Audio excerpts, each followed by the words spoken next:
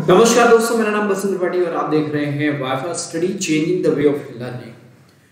आज की क्लास बहुत इंपॉर्टेंट है और जैसे कि आप लोगों ने थंबनेल में देखा होगा, जितने भी मेंस एग्जाम हैं वो सभी बहुत इंपॉर्टेंट जाते हैं। मतलब उन सभी के लिए ये टॉपिक बहुत इंपॉर्टेंट हो जाता है। या फिर और बाकी अदर कॉम्पिटिटिव एग्जाम्स की बात करें, उनमें भी बहुत इंपॉर्टेंट रहता है।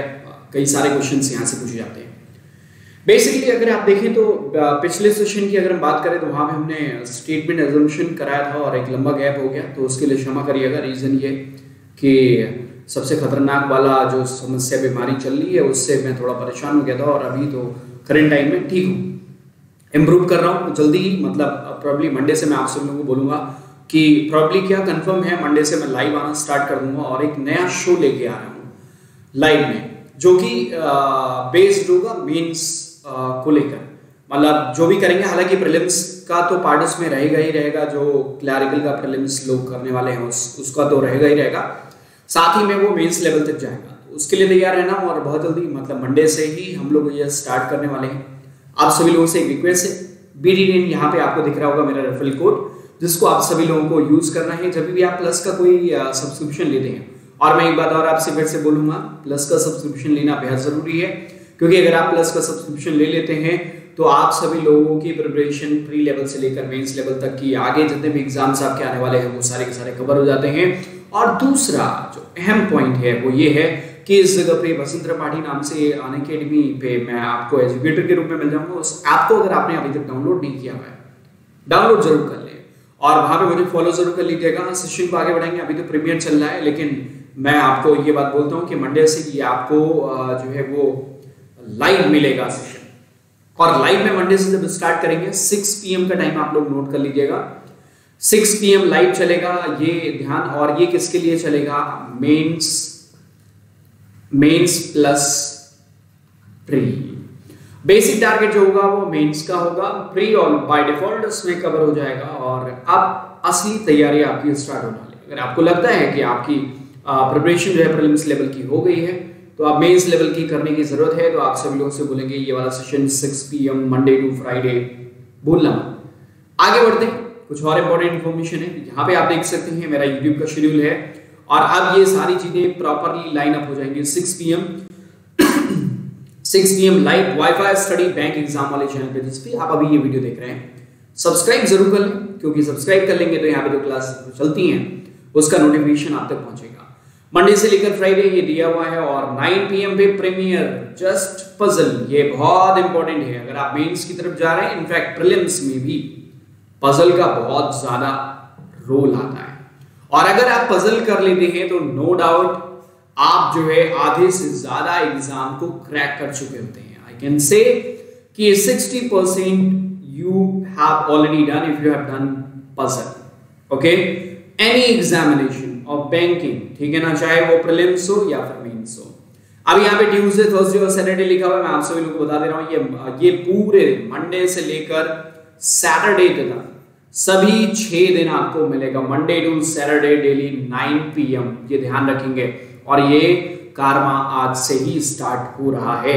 तो जस्ट पजल अनअकैडमी की पहल है, एक चैनल है जिसको आप सभी लोगों ने जाके सब्सक्राइब कर लेना है, बेल आइकन दबा लेना है, राइट। 9 PM पे वहां मिलते हैं। मेरे शेड्यूल के बारे में बात करें तो अनअकैडमी पे 7:30 पे अब मैं मिलूंगा 1000+ सीरीज, और अब ये क्लर्क पर ही आधारित होगा, right. 12 PM live IBPS PO booster Monday to Saturday, और ये भी अब मंडे से ही स्टार्ट हो जाएगा, राइट। और अगर इस वीक में स्टार्ट होता है तो मैं आपको इन्फॉर्मेशन पहले से दे दूंगा। आगे बढ़ते हैं अब अपने सेशन की तरफ। आज का जो टॉपिक है बहुत इंपॉर्टेंट टॉपिक है, that is problem course of action. आप सभी लोगों को पता होगा कि लॉजिकल का जो पार्ट है मेंस एग्जाम में बहुत इंपॉर्टेंट रोल प्ले करता है। अगर आप लॉजिकल कर ले गए तो मैं आपको बताऊं, एक तो पजल जहां पे सबसे ज्यादा लोगों को प्रॉब्लम होती है, and second part is logical reasoning, और you can say that verbal और क्रिटिकल रीजनिंग। ये पार्ट बहुत इंपॉर्टेंट होता है जो भी आता है, बस उसमें ये समझे। अभी पिछला वाला सेशन जो मैंने कराया था that was statement and assumption. आज का सेशन है प्रॉब्लम कोर्स ऑफ एक्शन। इसका लाइव भी सेशन करेंगे जब मंडे से जो मेरा शो आ रहा है, और जो मंडे से मेरा शो आ रहा है उसके बारे में आप सभी लोगों को थोड़ा सा ब्रीफ कर दे रहा हूं। 6 PM लाइव चलेगा, 6 PM लाइव चलेगा। और ये जो है मेंस मास्टर, ठीक है, मेंस मास्टर नाम से ये मेरी क्लास आ रही है। मंडे से स्टार्ट होगा 6 PM, आप खुद समझें। और जो लोग मेंस के हिसाब से प्रिपरेशन करना चाहते हैं उन सभी लोगों को बताएं।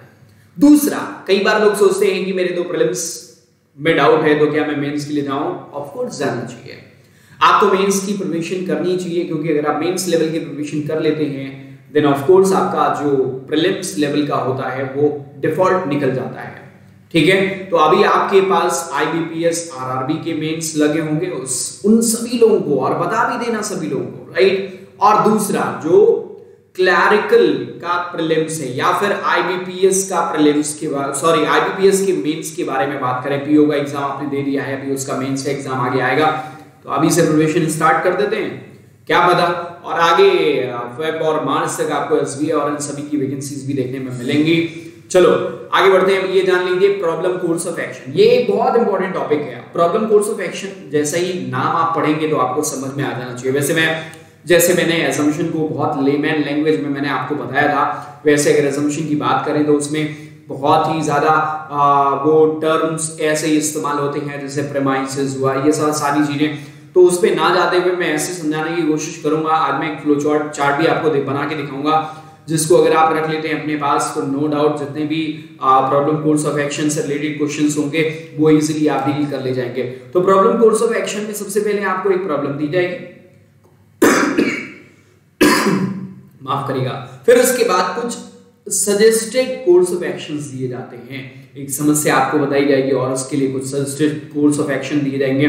आपको क्या करना है, प्रॉब्लम को आइडेंटिफाई करना है, पढ़ना है। उसमें कई बार बहुत मैं आपको बताऊं कि ये जो लॉजिकल का पार्ट होता है ना, ये बहुत रीडिंग पे बहुत डिपेंड करता है। If you have grip in language, भाषा अगर आपको अच्छे से समझ में आती है देन ऑफ कोर्स आपके लिए थोड़ा इजी हो जाता है। तो इसीलिए मैं आपसे हमेशा सजेस्ट करूंगा कि जो आपका कंफर्टेबल लैंग्वेज है, like if you are comfortable in Hindi then go with Hindi, okay. ये सारे क्वेश्चन करते हुए खास तौर से ध्यान रखेंगे। अगर आप इंग्लिश में ज्यादा कंफर्टेबल फील करते हैं तो इंग्लिश लैंग्वेज में ही क्वेश्चन को पढ़ें और उसको सॉल्व करें, बिकॉज यहाँ पे एक छोटा वर्ड भी बहुत मायने रखता है और वो सब कुछ चेंज कर सकता है। सिंगल वर्ड, दो अल्फाबेट का वर्ड भी चीजें चेंज कर सकता है। लाइक अगर किसी जगह पे इफ लगाओ, जैसे मैंने असम्पशन करा था, तो अगर आप उसमें देखे होंगे तो मैंने कहा था एक क्वेश्चन दिया हुआ था जिसमें आगे इफ लगा हुआ था और इफ लगने की वजह से बहुत सारी चीजें चेंज हो जाती हैं, ठीक है ना। तो ऐसे ही जब प्रॉब्लम कोर्स ऑफ एक्शन की या लॉजिकल की किसी पार्ट की बात आती है तो वहां पे हर वर्ड मायने रखता है और सब चीजें जो है वो आपको ध्यान में रखनी होती है। और लैंग्वेज में ग्रिप बहुत जरूरी है, अगर आप लैंग्वेज समझ लेते हैं तो आप आधी चीजें कर ले जाएंगे। आप कुछ आते हैं कुछ तो थ्योरेटिकल चीजें यहाँ पे आपको देखने को मिलेंगी। कोर्स ऑफ एक्शन के बारे में लिखा हुआ statement means something that is said और एक्सप्रेस्ड बाय समवन, किसी के द्वारा कोई चीज कही जाती है, ठीक है, वो तो स्टेटमेंट हो गया। बस स्टेटमेंट में आपको यहाँ पे प्रॉब्लम दिया जाता है। A course of action is a step taken for improvement of situation or lead of further action। अब यहाँ पे एक बात ध्यान से समझना, यहाँ पे एक चीज लिखी हुई है सिचुएशन लिखा हुआ ना, तो दो चीजें, कई बार आपको प्रॉब्लम दिया जाएगा, कई बार आपको कुछ सिचुएशन दी जाएंगे। जब सिचुएशन की बात आती है तो वहां पे इंप्रूवमेंट की बात आती है और जब प्रॉब्लम की बात आती है तो वहां पे सोल्यूशन की बात आती है, दोनों ही इसी में इंक्लूड हो जाता है। तो आप कई बार देखोगे जैसे भारी बारिश की वजह से एक शहर में जलभराव हुआ और शहर की सड़कों पे जलभराव हुआ, जिससे ट्रैफिक जो है वो बहुत ट्रैफिक जैम क्रिएट हो रहा है। अभी ये मेरी बात को सुनना, भारी बारिश की वजह से शहर के सड़क पे जलभराव, जिसकी वजह से ट्रैफिक जैम लग रहा है। इस स्टेटमेंट को पढ़ने के बाद आपको प्रॉब्लम सोचनी है, इसमें प्रॉब्लम क्या मेंशन करना चाहता है। भारी बारिश एक ऐसी चीज है जो होती है, नेचर का खेल है, होगा। समस्या क्या है, रोड पे पानी इकट्ठा हो गया जिसकी वजह से ट्रैफिक जाम लग रहा है। ये प्रॉब्लम का डिस्कशन इन्होंने यहां पे किया है। तो ऐसे आपको स्टेटमेंट पढ़ना होगा और उसको समझना होगा, फिर उसमें प्रॉब्लम समझनी होगी एंड अकॉर्डिंगली वो क्या डिमांड कर रहे हैं। कई बार स्टेटमेंट डिमांड कुछ और कर रहे होते हैं, हम कुछ और एक्शन दे रहे होते हैं, तो वो क्या जानना चाह रहे हैं, मतलब वो क्या समस्या आपके सामने प्रेजेंट कर रहे हैं। तो action should be according to that, वो जो आपका एक्शन होना चाहिए ना वो उसी के अकॉर्डिंग होना चाहिए। ऐसा नहीं है कि वो बात कुछ और कह रहे हैं आप कुछ और कह रहे हैं, है ना। तो अब जैसे बोल दिया गया कि इंडिया में जो है वो हाँ ओलंपिक में इंडिया बहुत कम गोल्ड मेडल जीतता है। अब यहाँ पे लिखा हुआ है प्रॉब्लम कोर्स ऑफ एक्शन पे लिखा हुआ है कि गोल्ड की कीमतें भारत में बहुत ज्यादा हैं, उसको कम कर देनी चाहिए। अभी क्या है भाई, वो ईर घाट वो पीर घाट, कहने का मतलब ये होता है कि अगर प्रॉब्लम कुछ और कह रहे हैं, मैं थोड़ा एक ऐसा एग्जांपल दिया जिससे आपको चीज समझ में आए। प्रॉब्लम कुछ और है, एक्शन कुछ और कह रहा है, कुछ भी मतलब लिंक ही नहीं है, कुछ भी मतलब कुछ भी ऐसे करके। तो इस तरीके की चीजों को भी आपको ऑब्जर्व करना होगा कि एक्चुअल प्रॉब्लम क्या कह रहा है, उसका सॉल्यूशन किस तरीके से होना चाहिए। आगे बढ़ते हैं, देखते हैं यहाँ पे अबाउट कोर्स ऑफ एक्शन में कुछ और चीजें लिखी हुई है। Course of action is a step to be taken for improvement, there is a condition. अगर देखो सिचुएशन दी हुई है, मैंने क्या बोला, अगर सिचुएशन दी हुई है then there will be improvement, और अगर प्रॉब्लम दिया गया है तो उसका सॉल्यूशन होना चाहिए। यहाँ पे लिखा हुआ है such question are asked in test your ability to जज problem correctly and determine the root cause. अब इसके बारे में बात करेंगे, व्हाट इज रूट कॉज। अब इसको बहुत बेसिक लैंग्वेज में समझाएंगे तो आपको समझ में आ जाएगा। Problem and then to prescribe suitable course of action, इसके बारे में बात करते हैं। ये चीजें देख लेना, पढ़ लेना, आपको समझ में आ जाएगा। वैसे मैं सारी चीजें भी बताऊंगा कैसे सॉल्व करना होता है, अप्रोच कैसे करना होता है।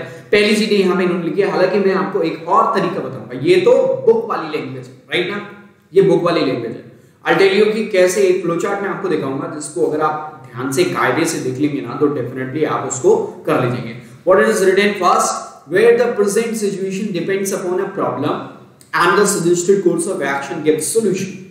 तो भाई एक तो सीधी सी बात हो गई कि आपका जो प्रॉब्लम लिखा हुआ है, स्टेटमेंट लिखा हुआ है, उसमें एक प्रॉब्लम आपको दिया गया और फिर उसके हिसाब से कुछ course of action, suggested course of action दिए गए, उसको आपको चेक करना है कि और वो कोर्स ऑफ एक्शन ऐसा हो जो प्रॉब्लम को खत्म कर दे या फिर ऑलमोस्ट खत्म कर दे, ऐसे करके बात करते हैं, ठीक है ना।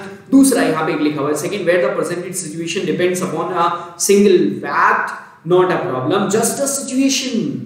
What it is written, just a situation, वो एक सिचुएशन दे रहा है, ठीक है ना। And the suggested course of action is way of improvement, मतलब वो सिचुएशन को इम्प्रूव करने के लिए। तो दो तरीके से चीजें होती हैं। तो अब मैं इन सब चीजों के बारे में बताऊंगा और मैं ये बताऊंगा दो तरीके के एक्शंस आते हैं, एक इमीडिएट एक्शन होता है, एक परमानेंट एक्शन होता है। मैंने यहाँ पे एक ब्लैंक पेज लिया हुआ है, इस पे अभी सारा इस कैनवस पे आपको चीजें मिल जाएंगे। देखो दो तरीके के एक्शन होते हैं, एक एक्शन होता है इमीडिएट और एक एक्शन होता है परमानेंट, ठीक है ना। दोनों चीजें समझना और ये भी आपको पता लगाना पड़ेगा। जब भी आप प्रॉब्लम कोर्स ऑफ एक्शन करेंगे तो ये सारी चीजें आपको देखनी पड़ेगी। अब मैं थोड़ा सा कुछ सिचुएशन दे रहा हूँ। एक एग्जांपल स्टार्टिंग में आपको बताया था, वो अगर आपको याद हो तो मैंने कहा था कि भारी बारिश की वजह से शहर की सड़कों पर जलभराव हो गया, जिसकी वजह से ट्रैफिक जाम हो रहा है। What is the problem here? दो चीजें, एक तो भारी बारिश है ना। अब मैं आपको एक चीज यहां पे बताना चाहूंगा, there is a one thing known as root cause. Root cause क्या होता है? मतलब रूट कॉज क्या होता है? मतलब जो जड़, मतलब मेन कारण क्या है भाई? अभी तो ट्रैफिक, एक तो ये दिख रहा है ट्रैफिक जाम हो गया, ये समस्या दिख रही। उसके आगे देखो तो क्या पानी, सड़कों पे पानी इकट्ठा हो गया है ज्यादा और जिसकी वजह से ट्रैफिक जाम की समस्या आ रही है। अब पानी क्यों इकट्ठा हुआ? वो इकट्ठा हुआ क्योंकि भारी बारिश हुई, यही ना। तो अब इसमें रूट कॉज क्या है? हैवी रेन, भारी बारिश इज अ रूट कॉज, यही तो है। उस पे आपका कोई वश है? No, that is a natural thing, और उस पे आपका कोई कंट्रोल नहीं है कि आप बारिश रोक दोगे। तो रूट कॉज उसको कहते हैं। Now coming to the second point, root cause के बाद एक there is another thing that is known as alternate cause, secondary cause. ये क्या है? रूट कॉज तो हो गया, सेकेंडरी कॉज क्या है? सड़क पे जल भरा, राइट ना, सड़क पे पानी भर गया। अब क्यों भर गया भाई? वहां समस्या कुछ है तभी तो पानी भर रहा। और फिर उसके बाद ये, अब देखो पहले तो ये आइडेंटिफाई करो कि इस समस्या में वो समाधान क्या चाहता है। वो चाहता है कि चूंकि सड़क की बात करी, ट्रैफिक जैम की बात करी, सड़क पे ही पानी की बात करी उसने, इसका मतलब वो चाहता है कि सड़क पे जो है वो ट्रैफिक जैम ना लगे, उस समस्या का समाधान चाहता है। एक सिचुएशन ही तो दी है आपको और इसका सॉल्यूशन वो चाहता है। तो इसका सॉल्यूशन क्या हो सकता है कि रूट को डाइवर्ट कर दिया जाए, है ना। ट्रैफिक पर्सनल्स को डिप्लॉय कर दिया जाए ताकि वो जो जैसे ऐसी सभी जगहों को ऑब्जर्व कर सकें और रूट को डाइवर्ट कर सकें, राइट ना। ऐसे ही टाइप का कुछ एक्शन आप करेंगे कि ट्रैफिक जाम आपका ना लगे, क्योंकि पानी भरेगा। अब पानी हटाना that is a long process. यहां पे ये कैसा एक्शन डिमांड कर रहा है, पढ़ने के बाद पता चल रहा है कि वो बेसिकली वो ट्रैफिक जैम की समस्या को दर्शाना चाहता है कि भाई बारिश हो गई वो तो ठीक है, जलबन क्या वो भी ठीक है, पर उससे ट्रैफिक जैम हो रहा है जिससे प्रॉब्लम क्रिएट हो रही है। Now how to handle these things. तो अब ये सिचुएशन है कि ट्रैफिक जैम लग गया, उसको हटाने का तरीका क्या है, रूट डाइवर्ट करना और कुछ उसको ट्रैफिक को मॉनिटर करने वाले कुछ पर्सनल्स जैसे ट्रैफिक इंस्पेक्टर, इन सबको डिप्लॉय करना और ऐसी सारी चीजों को मॉनिटर करना। ये वाली बात आएगी यहाँ पे। मतलब यहाँ पे कैसा कॉज मांग रहे हैं, कैसा एक्शन मांग रहे हैं, asking for immediate action, right ना। कैसे एक्शन की डिमांड कर रहे हैं, asking for immediate action. Now coming to another point, permanent action क्या होता है और उसमें क्या चीजें होती है। अब देखो मैं आपको 2-3 चीजें बताऊंगा। देखो इसी स्टेटमेंट में थोड़ा सा चेंज करते हैं, like heavy, due to heavy rain. हाँ अब देखो कह रही है पिछले वर्षों की तरह, ध्यान से सुनना, पिछले वर्षों की तरह इस वर्ष भी भारी बारिश की वजह से सड़कों पर, शहर के सड़कों पर जल भराव हो रहा है, जिससे ट्रैफिक प्रभावित हो रहा है या जैम लग रहा है। इसका क्या मतलब हुआ ना, कमिंग टू द पॉइंट कि वो एक रेफरेंस दे रहा है पिछले वर्षों की तरह। इसका मतलब अब वो ब्रॉड स्केल पे प्रॉब्लम दिखा रहा है आपको। वो कह रहा है कि पहले भी ऐसा होता रहा, अभी तक इसका सॉल्यूशन नहीं मिला है भाई, पिछले वर्षों की तरह आज भी वही स्थिति है। इसका मतलब he is asking for permanent solution. Okay my boy, यहां पे उसने ये तो नहीं कहा कि अभी ट्रैफिक जैम लगा हुआ है, ना, उसने कहा कि पिछले वर्षों की तरह इस वर्ष भी भारी बारिश की वजह से सड़कों पे जल भराव हो गया, जिससे ट्रैफिक बुरी तरीके से प्रभावित हो रहा है, ट्रैफिक जैम लग रहा है। नाउ द पॉइंट इज कि वो कहना चाहता है कि हमें परमानेंट एक्शन चाहिए, परमानेंट सॉल्यूशन चाहिए। तो ये एक लंबी समस्या के बारे में, क्यों, क्योंकि इसने टाइम का रेफरेंस दिया, पिछले वर्षों की तरह। अब देखो मेरी बात को मैं जैसे समझाने की कोशिश कर रहा हूं, आई होप कि मुझे लग रहा है कि आपको समझ में भी आ रहा है कि स्टेटमेंट कई बार डिफाइन करते हैं कि कैसा एक्शन वो डिमांड कर रहा है। स्टेटमेंट ही डिफाइन करेगा कि ऐसा एक्शन डिमांड कर रहा है। तो यहाँ पे ये चीज समझ में आ गई कि वो कह रहे हैं पिछले वर्षों की तरह इस वर्ष भी ऐसा हो रहा है, ऐसा ऐसा करके। इसका मतलब वो दिखाना चाह रहा है आपको कि भाई यहाँ पे समस्या है ड्रेनेज सिस्टम का। अब रूट कॉज पे आते हैं। रूट कॉज हैवी रेन हो गया, उस पे हमारा वश नहीं है। ऑल्टरनेट कॉज क्या है या सेकेंडरी कॉज क्या है कि भाई वो पानी भर गया सड़कों पर। अब पानी क्यों भर गया, अब इस पे आएंगे। अब आपको सोचना पड़ेगा, पानी भर रहा है इसका मतलब हमें ये सोल्यूशन देना है कि सड़कों पर पानी इकट्ठा ना होने पाए, जिससे ये समस्या का समाधान होगा। अब ये परमानेंट सॉल्यूशन अगर आपको देना है तो उसका मतलब ये हुआ कि अब यहां पे जो भी एक्शन दिया जाएगा, लाइक अगर एक एक्शन दिया हुआ है कि शहर के म्युनिसिपल कॉर्पोरेशन को चाहिए कि शहर के ड्रेनेज सिस्टम को दुरुस्त करे, करेक्ट ना, ये परमानेंट एक्शन हुआ कि भाई अगर ड्रेनेज सिस्टम मतलब जल निकासी का जो सिस्टम है, इसका मतलब वही खराब है जिसकी वजह से सड़कों पे पानी भर रहा है या शहर में पानी भर रहा है, राइट ना। दूसरा हो सकता है कि सड़क पे पानी भरने, सड़क पे गड्ढे हैं, प्रॉब्लम है, या फिर वो सही तरीके से बनी नहीं है। तो ऐसी सब चीजों को ध्यान में रखते हुए जो एक्शन दिया जाएगा वो भी वैलिड एक्शन हो जाएगा, करेक्ट ना। अब आते हैं अगले पॉइंट पे कि अगर हमें ये सब करना है, मैंने तो एक एग्जांपल आपको दिखाया। अब देखो ये जो सेशन चल रहा है इसमें सुनना ही होता है आपको। अगर आप सुन ले गए और इतना धैर्य बना ले गए कि सुन ले जाएं तो निश्चित तौर से आप क्वेश्चंस को अटेम्प्ट कर ले जाएंगे। मैं आपको अभी आगे कुछ क्वेश्चंस भी दिखाऊंगा कि कैसे क्वेश्चन को हैंडल करेंगे, राइट ना। तो अब यहाँ पे देखो सबसे पहला काम क्या करना होता है, आइडेंटिफाई। मैं जो फ्लो चार्ट की बात कर रहा हूं, आपको आइडेंटिफाई रूट कॉज। कुछ और पॉइंट्स बताऊंगा मैं, ध्यान रखना। पहले रूट कॉज और फिर रूट कॉज के against action, against root cause, ठीक है। अगर रूट कॉज नहीं मिलता है then come to secondary cause. अब यहां पे एक्शन अगेंस्ट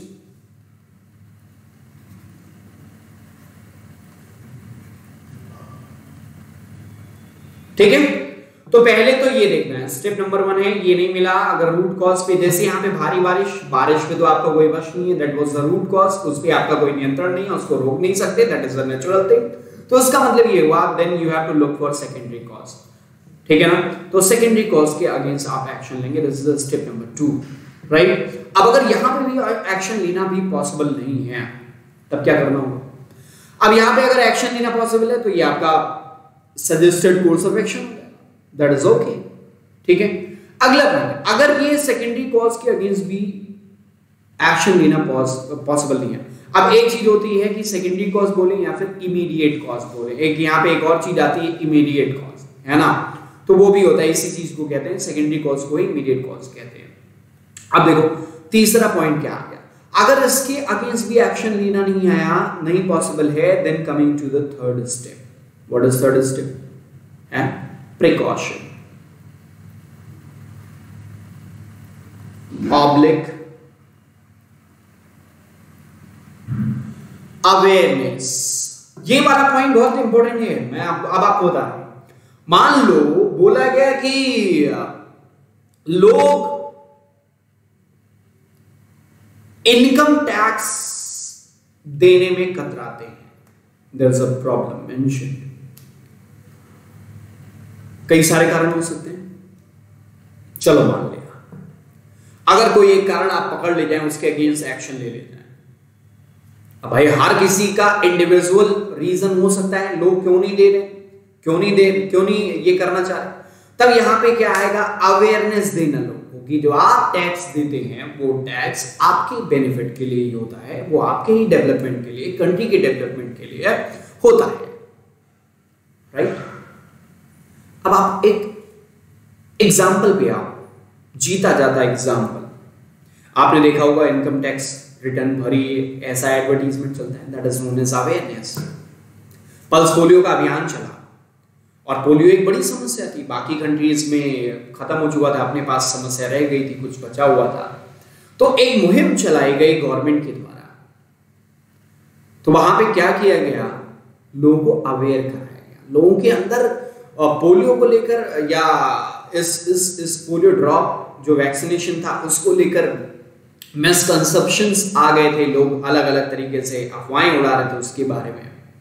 तो क्या किया गवर्नमेंट ने, अब आपको पता है इतने बड़े स्केल पे, किसी का चेहरा तो है नहीं कि वो कौन आदमी है जिसने कह दिया कि मैं पोलियो नहीं पिलवाऊंगा, या कोई मतलब नहीं है इसका, वो कौन आदमी आप ढूंढ सकते हो क्या कि उसको पकड़ लिया और उसके हिसाब से उसके सामने एक्शन दे दिया 2-3, नहीं ना। तो ऐसी कंडीशन में क्या होता है, एक ही चीज आती है, जब आप बेबस होते हैं तो प्रिकॉशंस या अवेयरनेस के रूप में ही आपका एक्शन होता है। Now the coming to the point कि अगर आपको रूट कॉज मिले, समराइज इसको कर रहा हूं, अगर रूट कॉज मिले तो रूट कॉज के अगेंस्ट एक्शन होना चाहिए, if not possible then come to secondary cause, secondary cause के अगेंस्ट एक्शन लिए, अगर वो भी पॉसिबल नहीं है then coming to the third part, that is known as precaution और अवेयरनेस फैलाना। अब कुछ और बातें मैं आपको बताता हूं, ये तो हो गया। अब जब कुछ क्वेश्चंस करेंगे तो आपको कुछ की पॉइंट्स और मैं आपको बताऊंगा, वो फ्लो चार्ट देख लेना जो मैंने आपको बताया, वो बहुत यूजफुल है। और आगे आज तो पहला वाला पार्ट है, तो सेकंड पार्ट में मैं कुछ और क्वेश्चंस कराऊंगा और उसमें आपको कुछ चीजें और बताने की कोशिश करूंगा, जिससे आपको चीजें क्लियर हो जाएंगी। यहाँ पे लिखा हुआ है correct course of action should either lessen the problem और should improve upon the present situation. अगर वो सिचुएशन बेस्ड है तो वो सिचुएशन को इंप्रूव करने वाला हो, जब मतलब आप कोर्स ऑफ एक्शन दे दिया गया, वो प्रॉब्लम को इंप्रूव ही नहीं कर रहा है, कोई मतलब है क्या उसका? ऐसा एक्शन लेने का क्या मतलब हो जिससे कोई फायदा ही ना हो, कोई इंप्रूवमेंट नहीं ना हो। और अगर कोई प्रॉब्लम डिस्कशन किया गया है तो उस कंडीशन में ये होना चाहिए कि उस प्रॉब्लम को उसका सोल्यूशन मिलना चाहिए, या तो उसको सोल्यूशन मिल जाए, वो समस्या को घटा दे, मिटिगेट कर दे, कम कर दे, और या फिर वो जो है एकदम से उसको खत्म कर दे। अब यहीं पे एक और बात आती है कि कुछ लोग कहते हैं कि ऑल्टरनेट, जैसे अब मैं आपको एक पॉइंट बताना चाह रहा हूं कि alternative is not an action. कभी किसी चीज को ऑल्टरनेट देना वो एक्शन नहीं होता अनटिल अनलेस कि उस समस्या का कोई समाधान ही ना हो। मैं आपको छोटे से एग्जांपल से समझाऊंगा, आपको मजा आ जाएगा, समझ में आ जाएगा। देखो मान लीजिए कि आप मेरे पास आए और आपने कहा कि सर मेरी पढ़ाई नहीं हो पा रही है, मेरा बैंक का एग्ज़ाम है और ये है वो है, बहुत सारी चीज़ें आपने मुझे बताई। आपने नहीं बताई, कोई भी आया बताया, कोई पढ़ने वाला व्यक्ति बताया कि मेरे से पढ़ाई नहीं हो पा रही है, मैं पढ़ नहीं पा रहा हूँ, लंबे समय से मैं कोई एग्ज़ाम नहीं क्लियर कर पा रहा हूँ। फिर मैंने उससे कहा कि एक काम करो, ये 10-15 हज़ार रुपये इन्वेस्ट कर सकते हो। बोलेगा हाँ। अब मैं बोलूँगा एक काम करो, एक ठेला लगा लो, मूंगफली लगा लो और बेचना शुरू कर दो, या पान की दुकान खोल लो। क्या ये आपने समस्या बताई कि मैं पढ़ाई नहीं कर पा रहा हूँ, और मैंने क्या कहा कि काम करो, पढ़ाई नहीं कर पा रहे तो छोड़ दो, तुम एक काम करो, मूंगफली बेचो, अंडे बेचो, पान की दुकान लगाओ, या कोई, मतलब ये काम छोटे नहीं है, लेकिन कोई भी ऐसा काम करो, उसको छोड़ ही दो, ना रहेगा बांस ना बजेगी बांसुरी, ये वाला ऐसा। तो जब भी ऑल्टरनेट की बात कर रहा हो, मतलब किसी भी समस्या को प्रेजेंट किया गया हो और बोले एक काम करो, अगर इसमें समस्या है तो उसको छोड़ ही दो, दूसरा काम करते हैं, हमेशा रॉन्ग होगा। तो यहां पे एक पॉइंट आता है कि कभी भी ऑल्टरनेटिव की बात कर रहा हो, that will never be proper action, उससे कभी भी आप एक्शन नहीं बोलना, ठीक है ना? बात आई समझ में? ठीक है ना? दूसरा रास्ता बताना हुआ, वो एक्शन नहीं हुआ, आपकी समस्या का समाधान नहीं दे रहे। आपकी समस्या ये है कि आपकी पढ़ाई नहीं हो पा रही है, तो आपको बताना चाहिए कि एक काम करो, थोड़े दिन के लिए रेस्ट ले लो और वहां से पढ़ना शुरू करो, जहां पे आपका इंटरेस्ट आता है उन सब चीजों से शुरुआत करो, थोड़े थोड़े टाइम बनाओ, छोटे टाइम में पढ़ाई करो, अपना टाइम टेबल फिक्स बाद में करना, पहले टाइम टेबल के हिसाब से मत चलो, छोटे टाइम बनाना, पहले 15 मिनट पढ़ना, फिर धीरे धीरे 15 मिनट का अभ्यास हो जाए 20 मिनट पढ़ना शुरू करना, थोड़ा एंजॉय भी करो, मूवीज देखो, ये सब देखो, लेकिन पढ़ाई पे आने का रास्ता बताओ, वो सोल्यूशन हुआ प्रॉब्लम। मुझे लगता है कि आपको ये पॉइंट समझ में आ गया होगा। अगला लिखा हुआ है simple problem must have simple course of action and not a complex one. ये बात आप सभी लोग समझते हैं कि अगर साधारण समस्या है तो उसी हिसाब से एक्शन बताओ, ऐसा ना बता दो कि भाई जो है अभी किसी ने बोल दिया कि जो है मुझे भूख नहीं लगती, तो किसी ने कहा कि हिमालय पे एक जड़ी बूटी मिलती है, वो जाके ले आओ। तो सिंपल प्रॉब्लम है अगर, तो सिंपल कोर्स ऑफ एक्शन लगना चाहिए, ऐसे ही समझना है इसको, और जब क्वेश्चन करोगे तो आपको ज्यादा समझ में आएगा और वो समस्या का समाधान करने वाला होना चाहिए। अगला पॉइंट देखो, यहाँ पे लिखा course of action against action regarding government action must be given for the welfare of public और डेवलपमेंट ऑफ द कंट्री। अगर कोई पब्लिक वाली समस्या बताई जा रही है तो गवर्नमेंट की तरफ से जो भी एक्शन सजेस्ट किया गया होगा वो हमेशा पब्लिक वेलफेयर की बात करेगा। ऑफ कोर्स वही होना चाहिए, क्योंकि गवर्नमेंट इज फॉर पब्लिक, वो आम जनता के लिए ही गवर्नमेंट होती है, तो वो उनके वेलफेयर की ही बात करनी चाहिए, उनको वही होना चाहिए, किसी का स्वार्थ नहीं होना चाहिए। हालांकि रियलिटी में क्या है उससे हमें कोई मतलब नहीं होना चाहिए, पर आपको एक स्टैंडर्ड एक्शन की तरफ ध्यान देना होगा। अब यहाँ पे एक और चीज बताते हैं, इमीडिएट। अब यहाँ पे देखो लिखा हुआ suspension, restriction, resignation will not be immediate course of action but warning could be. Very nice point, हमेशा याद रखो। जैसे कोई समस्या आती है और बोल दिया गया कि एक बैंक की ब्रांच है जिसमें लंबे समय तक कस्टमर्स की शिकायत रही है उस ब्रांच को लेकर या ब्रांच स्टाफ को लेकर, तो ऐसा नहीं हो सकता कि सभी लोगों को एक साथ टर्मिनेट कर, सभी लोगों को एक साथ हटा दिया ना। तो ऐसा सस्पेंशन मींस बिल्कुल पहली बार में हार्श एक्शन वैलिड नहीं हो सकता और वो इमीडिएट नहीं हो सकता, वो वैलिड एक्शन कभी नहीं हो सकता। You need to go through the root cause of that problem.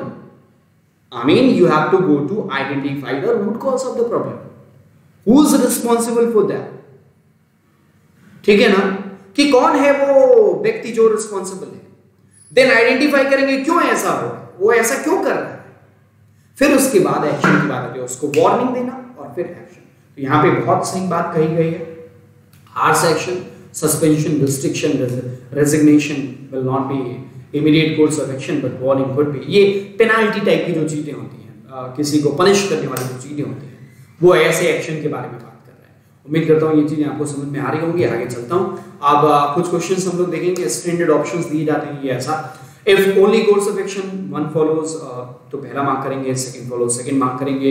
ये तो कोर्स ऑफ एक्शन 1 और 2। आजकल पूछने का तरीका भी कुछ अलग हो जाता है मेंस एग्जाम में, वो भी उस टाइप के भी क्वेश्चंस हम कराएंगे जिसमें पैसेज और फिर उससे रिलेटेड उसमें आर्गुमेंट भी होता है, आपका एजम्पशन भी होता है, उसमें कोर्स ऑफ एक्शन भी होता है, तो वो सारी चीजें होती हैं। वैसे क्वेश्चन भी हम लोग करेंगे, लेकिन अभी इसको समझ लीजिए, कल की डेट में जब हम इसका सेकंड पार्ट लेके आएंगे तो यहाँ पे क्वेश्चन ही क्वेश्चन करेंगे, और क्वेश्चन करते हुए भी बहुत सारी चीजें निकल के आती हैं, तो इसलिए कल वाला सेशन भी देखना आपका बेहद जरूरी हो जाता है। चलो आज वाले सेशन में कुछ क्वेश्चन देख लेते हैं। यहाँ पे देखो स्टेटमेंट लिखा हुआ, very large number of people from northern part of the city are suffering from waterborne diseases. Very समस्या को बहुत ध्यान से पढ़ेंगे। Very large number of people, इन्होंने जैसे ये बात कही तुरंत दिमाग में आने लगा, इसका मतलब ये वो कि ज्यादा सीवियर कंडीशन के बारे में बात कर रहा है। Very large number of people right from northern part of the city are suffering from waterborne diseases. Now अब सबसे पहले आपको क्या करना चाहिए, रूट कॉज आइडेंटिफाई करना चाहिए। इन्होंने एक बात लिख दी है, यहां पे हिंट है रूट कॉज निकालने का, वाटरबोर्न डिजीजेस, पानी से पैदा होने वाली बीमारियों को लेकर इन्होंने बात करी है। इसका मतलब ये जो भी ये डिजीज हो रही है, जो लोग सफर कर रहे हैं वो किससे सफर कर रहे हैं, इसका मतलब पानी से रिलेटेड समस्या है, राइट ना।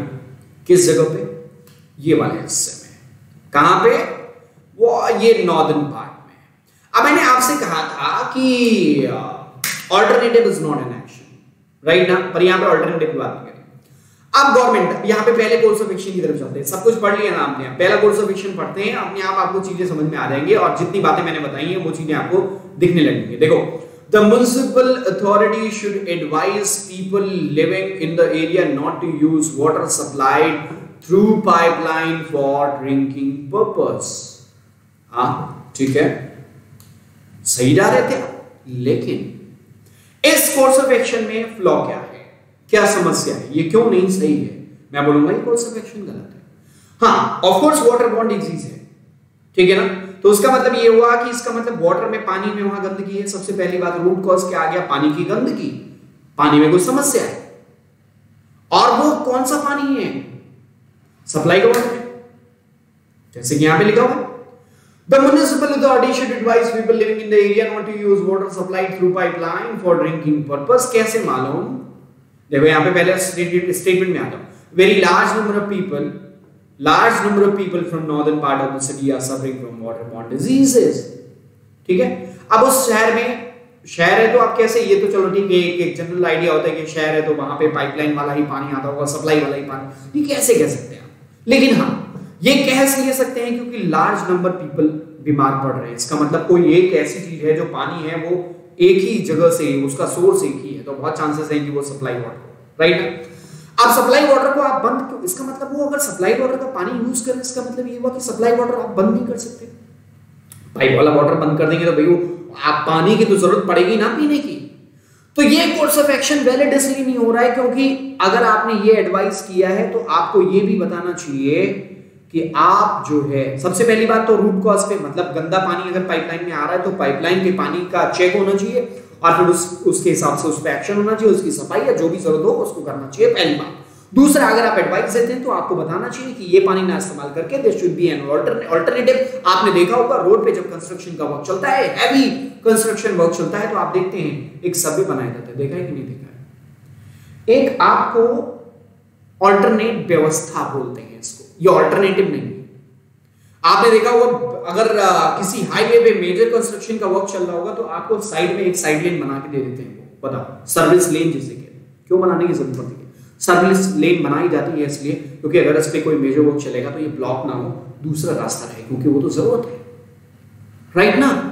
तो यहां पे अगर आप पानी को पूरी तरीके से तो ब्लॉक नहीं कर सकते, आप एडवाइस कर सकते हैं, लेकिन ठीक है, लेकिन उस कंडीशन में आपको इसको कम करने के लिए, समस्या को आपको ये बताना चाहिए कि अगर सप्लाई वाटर ना इस्तेमाल करें तो हम आपको व्यवस्था दे रहे हैं पानी की, या क्या कर रहे हैं वो आपको बताना चाहिए, कौन सा पानी इस्तेमाल करना है वो बताना चाहिए।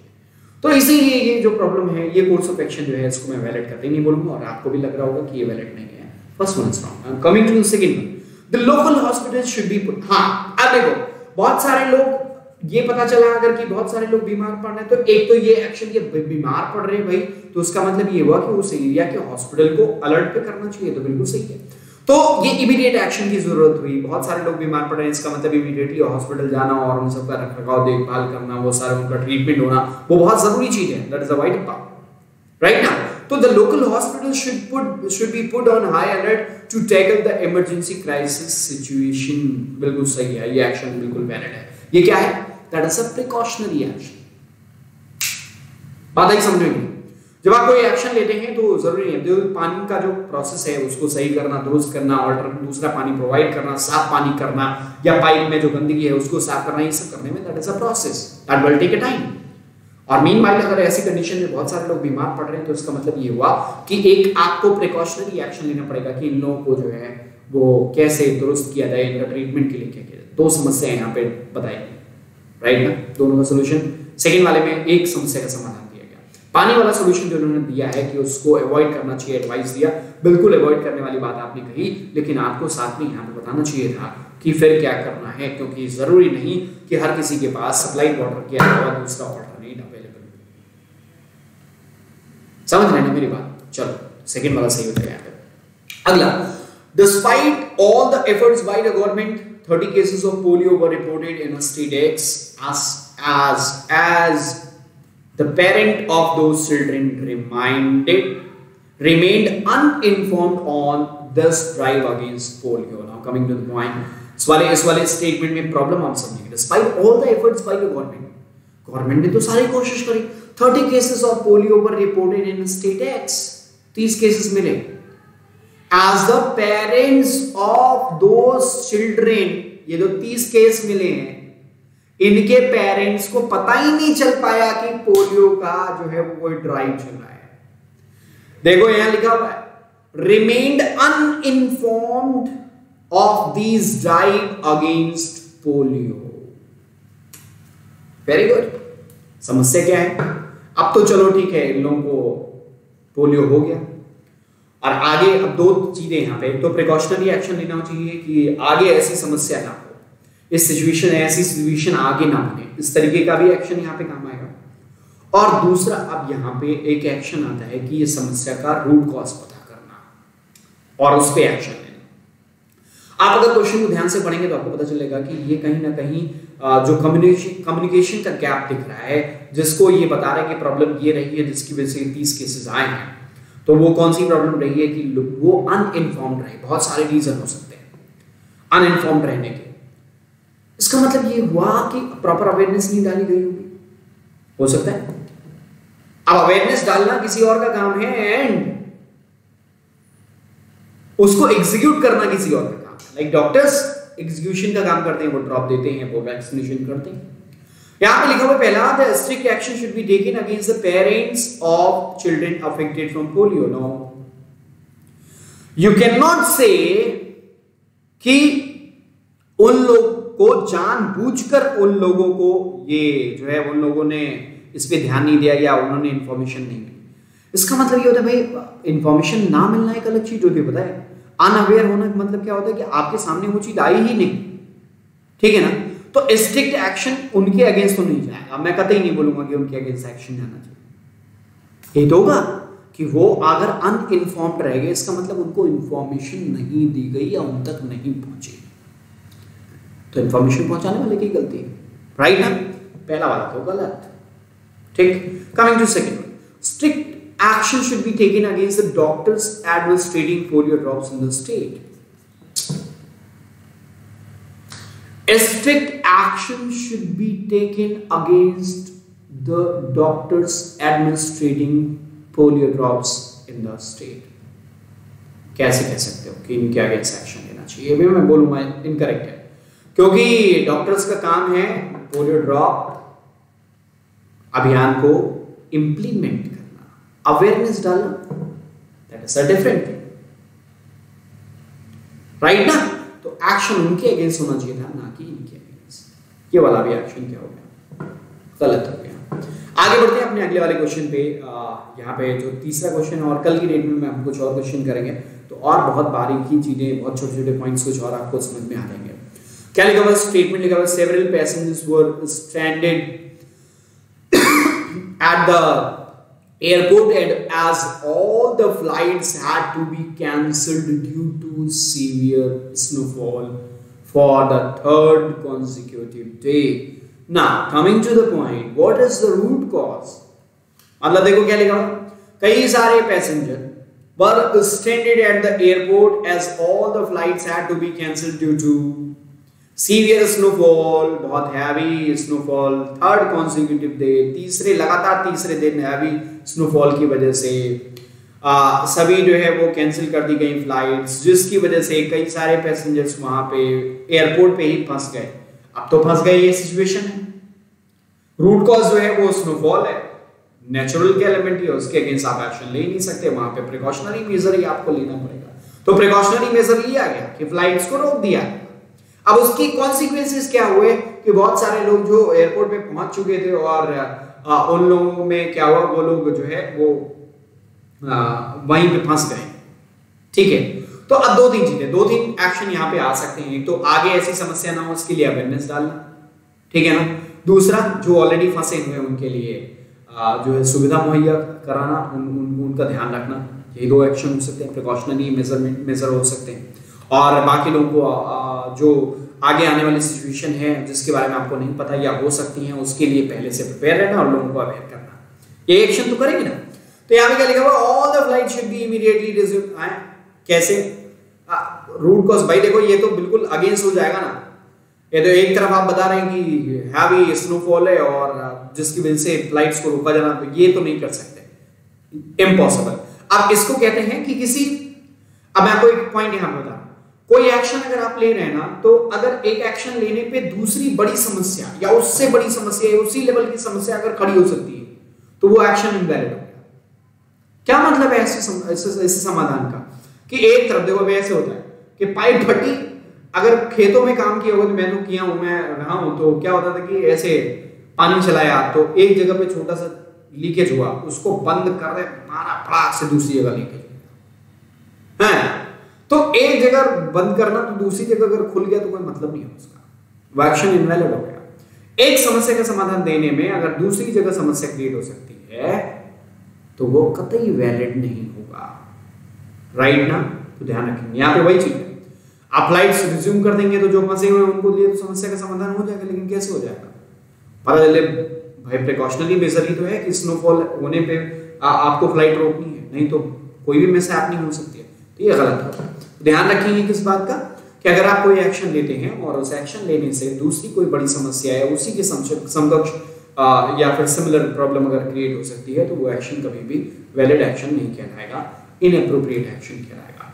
Coming to second course of action, क्या लिखा हुआ यहाँ पे लिखा हुआ है, airport authority should provide appropriate stay arrangements to the stranded passengers. जो लोग फंसे हुए हैं उनके लिए स्टे करने के लिए जो है वो अप्रोप्रिएट अरेंजमेंट्स कराए जाने चाहिए। बिल्कुल सही है, और ये एक जो है सजेस्टेड कोर्स ऑफ एक्शन जो सिचुएशन को इम्प्रूव करने वाला हो सकता है, बिल्कुल होना चाहिए, ऐसा हो सकता है। उम्मीद करता हूँ ये वाला सेशन आपको समझ में आएगा, और कल की डेट में जब हम लोग मिलेंगे तो कुछ और क्वेश्चन इससे करेंगे। और मैं आप सभी को बता दूं कि अब मेंस के हिसाब से चलेंगे, और फ्रॉम मंडे ऑनवर्ड मैं जो है वो 6 PM पे, this is the time 6 PM, right ना, सेम टाइम जिस समय अभी आप देख रहे हैं ना ये सेशन, 6 PM पे मेंस मास्टर लेके आ रहा हूँ।